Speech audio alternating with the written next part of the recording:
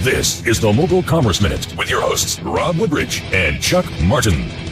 This is the Mobile Commerce Minute. My name is Rob. And my name is Chuck. Beacons aren't just for pushing notifications anymore, are they, Chuck?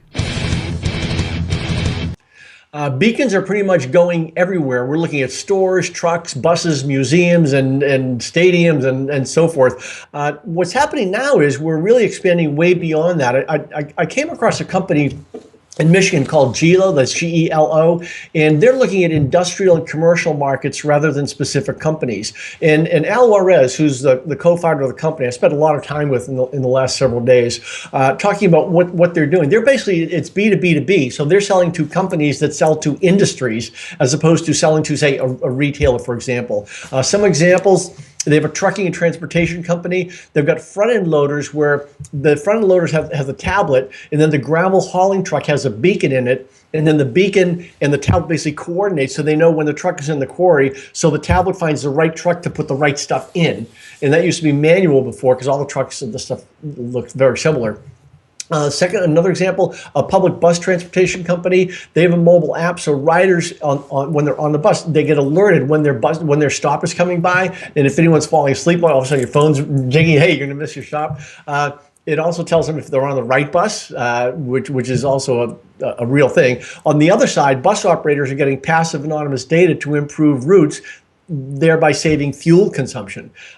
Another example, a heavy machinery company is using beacons to detect when the operator's there. And what they do is they're sending a signal to the operator of this heavy machinery. Hey, check this fluid. It's due for this. And then when if the person walks too far away from the device, from this big machine, they get a message, hey, you forgot to go do this, go back to the machine. And this is all automated, essentially. So it's not like someone's sitting there at a control tower doing all this stuff. And the bottom line is that this Gelo kind of approach, they're looking at systems that can be improved and where they can solve problems. At the Grand Rapids Public Museum, there was a paper-based scavenger hunt, basically, which kids would do with their families. A very, very big program. And instead of having all this paper where people can go to the back and find the answer, so that kind of wasn't that good, they basically put in beacons. So now it's an interactive thing. And if you go to the museum the second time,